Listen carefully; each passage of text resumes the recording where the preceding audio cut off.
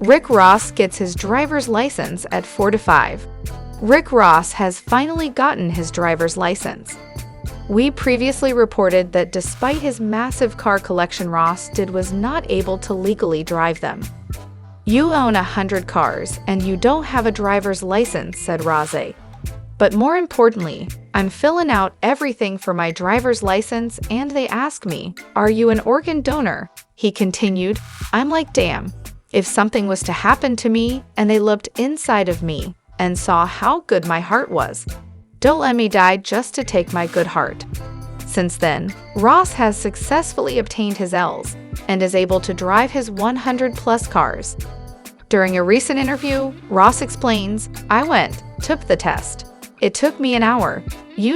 I missed a few answers, but I got it," Ross told the interviewers. "You should have your license," he went on. "Anytime I got pulled over, by the time the officer pulled up." In other Rick Ross news, Rick Ross dishes on Kanye West, explains hustling in new book, The Perfect Day to Boss Up. By the time the coronavirus swept across the country in March 2020, Rick Ross realized the awful sickness that felled him 2 months earlier after a trip to South Africa was COVID-19. The fungus, as he refers to it, knocked him out of commission for almost a month. After rehabbing at his Miami residence, Ross returned to the Promised Land, his 235-acre estate about 18 miles south of downtown Atlanta, grasping the reality that, from a professional standpoint, 2020 was kaput. So he bought a John Deere tractor and started mowing his own grass, visited with his 3 horses, sat on a swing by his pond, and explored areas of the property.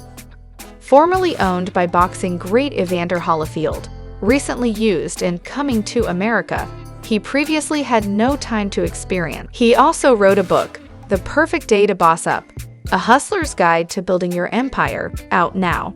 Filled with colorful anecdotes, it's a breezy read that combines his experiences as a business owner, Wingstop, record label mogul, Maybach Music Group, and mega rapper, from Hustlin' in 2006 to upcoming album Richer Than I Ever Been, with tips for success. Coming from some, advice such as always stay a student and speak it into existence might sound trite. But coming from a guy with a 4 to 5,000 square foot house that includes a movie theater and the largest residential swimming pool in the United States, according to Ross, it's legit guidance. "I have 20 current partnerships and people want to know, Ross, how did this happen? Especially when you wake up every day excited to do all of this," Ross, 4 to 5, tells USA Today, referring to himself by his nickname. "To me, the way we manage our time is the most valuable commodity." Ross spent about 90 days during the early months of the pandemic with music journalist Neil Martinez Belkin, who also co-wrote Ross' 2019 book, Hurricanes, a memoir. Martinez Belkin stayed with Ross a few times for 2 or 3 week intervals, waking at the rapper's preferred time of 6 a.m. and then listening to Ross stories. "I'd have my first glass of Luc Belaire. Ross is a promoter of the brand. I like to start with champagne, and then I would talk, expletive, the rest of the day," Ross recalled with a laugh. A chapter that details a Ross interaction last year with old friend Kanye West will intrigue fans of the mercurial rapper. West invited Ross to meet him at Atlanta's Trilith Studios, then known as Pinewood Atlanta Studios, where he was operating his clothing and sneaker lines, as well as his presidential campaign.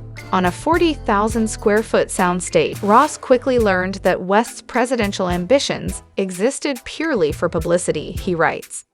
"Tomorrow I might tweet that I don't feel like being president anymore," West is quoted as saying in the book.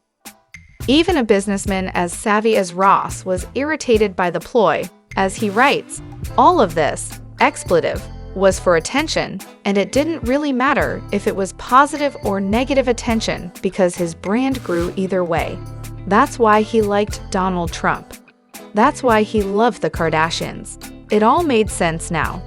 But their friendship has remained steady, as Ross tells USA Today that he attended both of West's Atlanta listening events, This summer, for his recently released Donda album, Ross will indulge in his own musical leanings when his rescheduled Feed the Streets tour with Jeezy, Gucci Mane, 2 Chainz, Fabulous, Lil Kim, Boosie Bad-Azz, and DJ Drama kicks off October 1st in Atlanta.